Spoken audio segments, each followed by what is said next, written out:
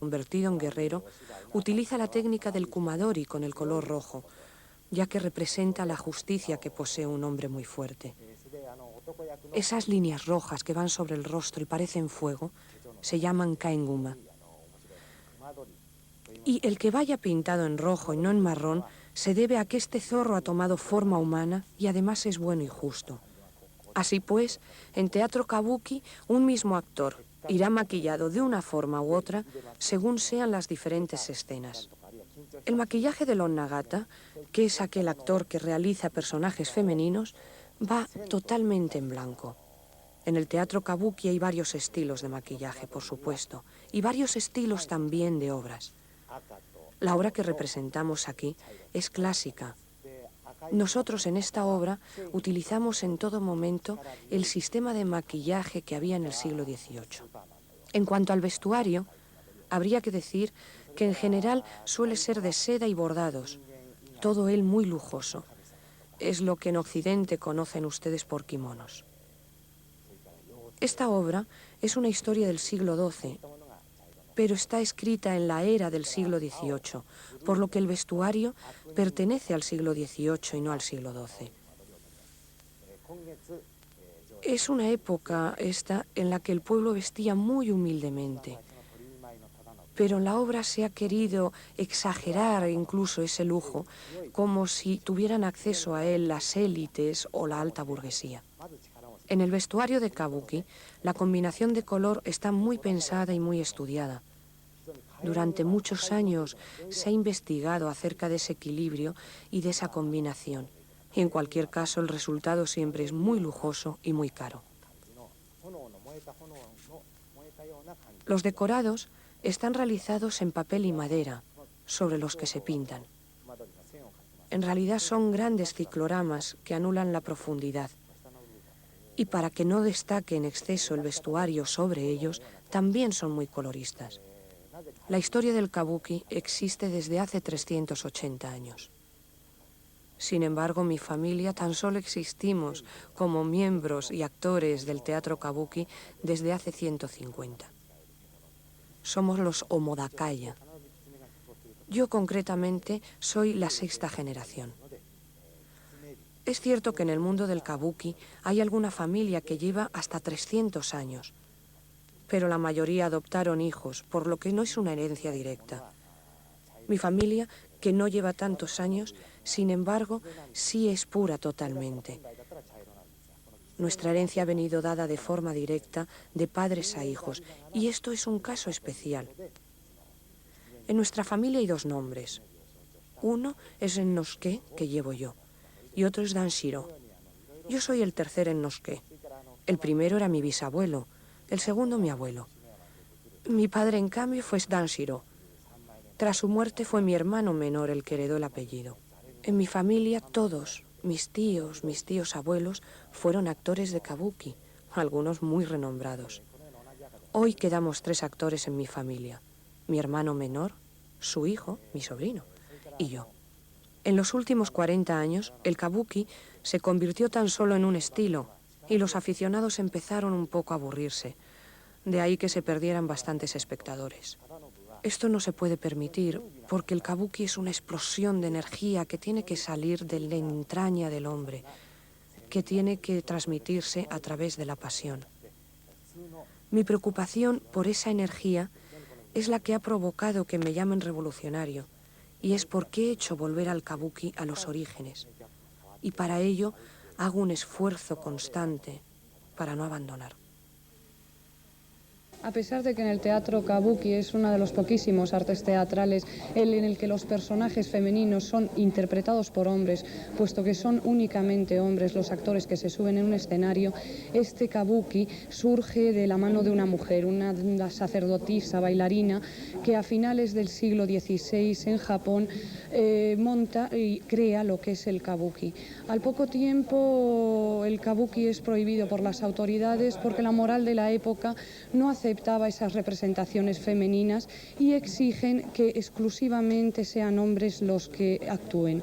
Al cabo de un tiempo el kabuki vuelve sobre los escenarios solo con hombres, pero los hombres que representan los personajes femeninos son un tanto ambiguos sexualmente y otra vez la moral se escandaliza y el kabuki vuelve a ser prohibido.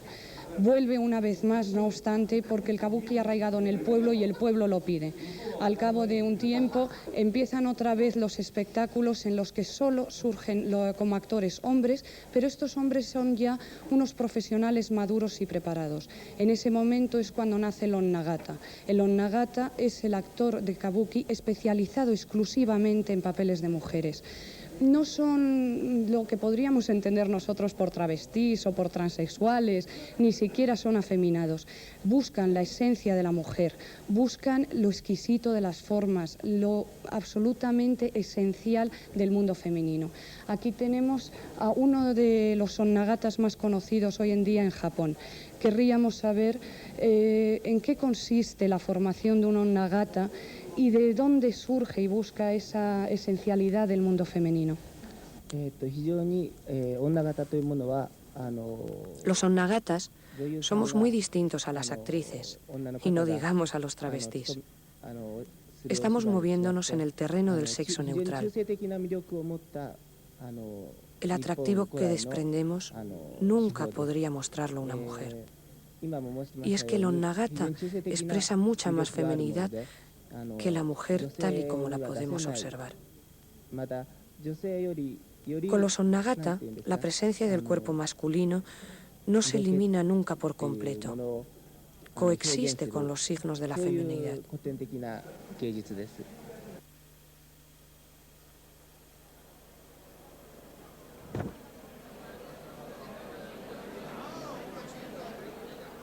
Volvemos a estar en directo en el Palacio de Congresos de Madrid, donde se está celebrando ahora la representación de Yoshitsune y los 1000 cerezos, una representación de teatro kabuki que, como hemos dicho, inició en Japón a finales del siglo XVI. Un teatro en el que han bebido y se han inspirado muchas fuentes del teatro contemporáneo, desde Bertolt Brecht, Peter Brook y tantos otros. Tenemos con nosotros a Pilar de Izaguirre, la codirectora del Festival de Otoño de la Comunidad de Madrid. ¿Qué ha supuesto para el Festival de Otoño traer al teatro kabuki por primera vez a España? Pues mira, es uno de los objetivos que desde el primer año, 1984, el festival tenía claro. El primer año trajimos una serie de músicas y bailes tradicionales de Japón, posteriormente el takejino, y nos parecía casi imposible conseguir un traslado tan impresionante de kabuki. Pero yo creo que todo se ha juntado de forma que tanto la ayuda de la propia compañía, aligerando todas las problemáticas de montaje, que era lo más importante, o sea, y luego la suerte de encontrar el local idóneo por el tamaño de los decorados, que era realmente una cosa que pensábamos que sería imposible, porque sabes que los teatros de Madrid tienen escenarios pequeños y el palacio estaba libre y aquí estamos. Luego se llevaba ya años persiguiendo la avenida del kabuki.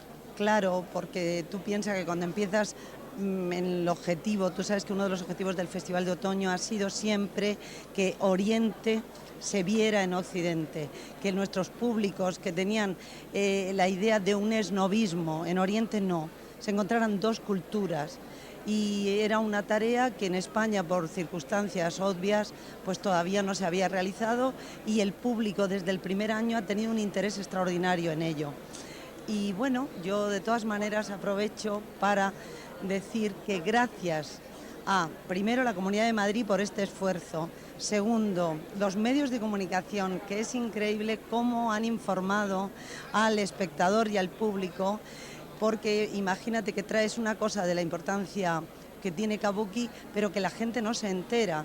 Los medios de comunicación han hecho un esfuerzo que quiero agradecer desde aquí, y por último Televisión Española, que ha hecho posible que no solamente la gente de Madrid, sino de España entera pueda contemplar kabuki. Gracias. También tenemos con nosotros aquí, entre el público que ha venido hoy a ver la representación de Kabuki, a uno de los poquísimos españoles populares que es conocedor de este teatro. Es el escritor y periodista Luis Carandel, que por sus trabajos periodísticos estuvo de corresponsal. ¿Cuántos años en Japón, Luis? 3 años estuve. Luego, hacía tiempo, pero estuve 3 años. Luego, tú ya te has visto bastante Kabuki y además se te conoce como buen aficionado. He visto mucho Kabuki, he visto muchísimo. Bueno, tengo que decir una cosa que se puede resumir, que el Japón es el país del teatro. No se trata solo del Kabuki, el teatro no, que es un teatro mucho más aristocrático, que el año pasado lo trajo, por cierto, el Festival de Otoño también, y el Bunraku, que es el teatro de marionetas, de una perfección extraordinaria. Pero sí, he visto mucho Kabuki y creo que el Kabuki se vive mucho en el Japón.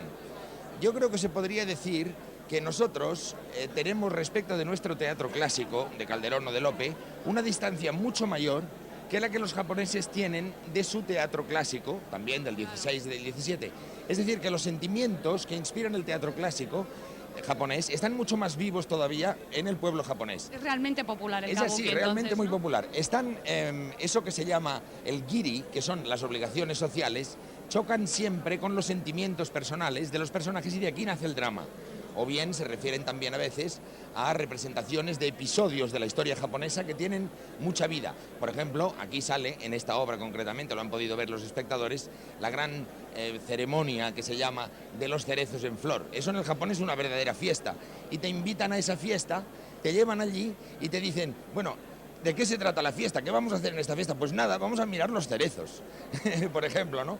Y no consiste a la contemplación, más ¿no? que dedicarse a la contemplación de los cerezos. Y por eso, cuando un japonés ve esta pieza, este segundo acto, sobre todo, la segunda escena, que tiene esta floración del sakura, todos esos sentimientos que surgen cuando una persona está mirando los cerezos en flor, están mucho más vivos de lo que lo estarían si nosotros reprodujéramos una fiesta en el siglo XVI, por ejemplo, ¿no? ¿Y cómo es una representación de teatro Kabuki ahí en Tokio? Bueno, es un Kioto? acontecimiento, pero muy cotidiano, muy diario.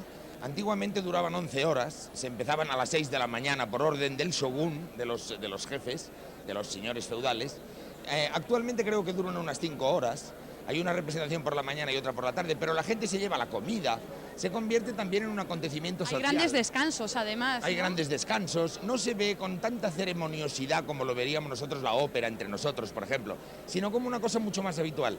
Y es porque los argumentos de las obras, la misma matización de sentimientos que se produce a través de la música, a través del recitado tan bonito, que tiene algo que suena a nuestro flamenco también un poquito. Sí, eso decía precisamente el primer actor de la compañía, en Nosuke III decía esto. Y esas matizaciones aparecen muy claramente, incluso tanto en el escenario, en la escenografía, que es pintura, como en la danza, como en la música, como en el recitado, como en la literatura, que lleva consigo el drama. Es una especie de fusión de artes, una especie de arte total, como si dijéramos que es difícil que se encuentre en Occidente una cosa tan lograda y sobre todo tan perfecta. Pero sin embargo estaba comentando hace unos momentos que en este arte total, que como comentaba algún crítico es la piedra filosofal que anda buscando el teatro contemporáneo, claro. Han bebido muchas fuentes de nuestro teatro contemporáneo, como Bertolt Brecht. Muchas, Claudel, yo creo que ha habido ya mucha influencia, a pesar de que siempre ha sido y todavía es, creo, muy desconocido, porque lo que nosotros vemos a simple vista ahora, un espectador cualificado del Kabuki, un conocedor bueno del Kabuki, ve muchísimas más cosas. Es decir, que hay, incluso en los más pequeños gestos, hay una significación y una simbología que a nosotros probablemente se nos escapa.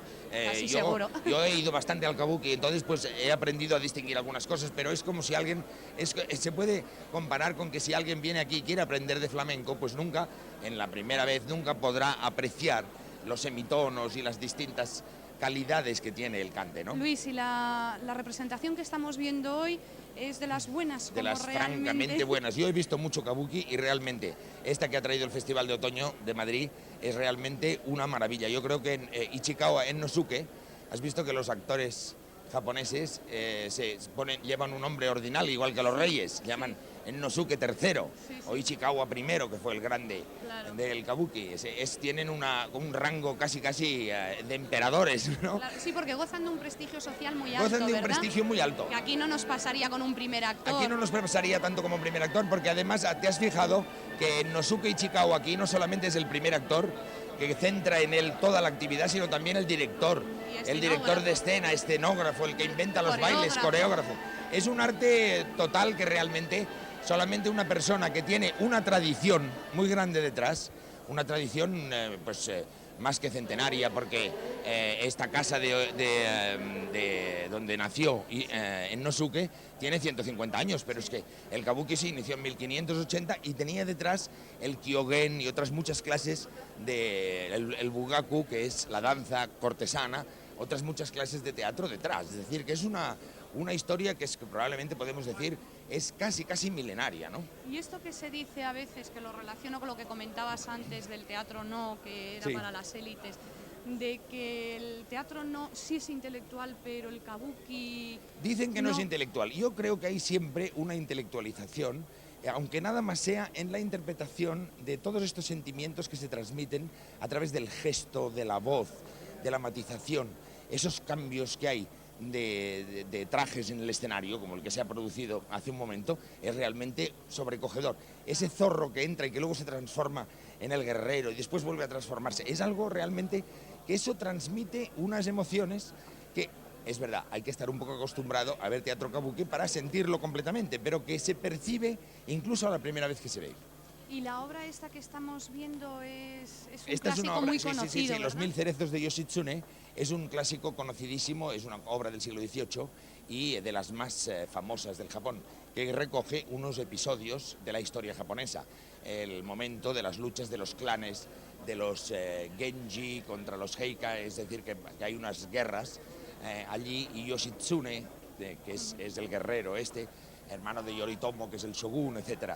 Esto es un episodio de la historia japonesa, pero a través del cual se van transmitiendo muchos sentimientos que no se refieren solamente al nacionalismo o a la interpretación patriótica, también hay algo de ello en el Japón también, pero sobre todo a la pugna que hay siempre entre la educación, podríamos decir, las obligaciones sociales impuestas por la educación y los sentimientos personales que constituyen siempre un choque y por lo tanto el origen de un drama. En el terreno temático de las obras del kabuki hay unas que son de corte histórico, como es esta, y hay otras que hablan de la cotidianidad. Y de por la cotidianidad, lo visto, sí, pero de una cotidianidad. El por amor entre, bueno, este es uno de los argumentos fundamentales del teatro japonés y en general de la literatura japonesa y de la psicología social literaria japonesa, digámoslo así, es el suicidio por amor. Los amantes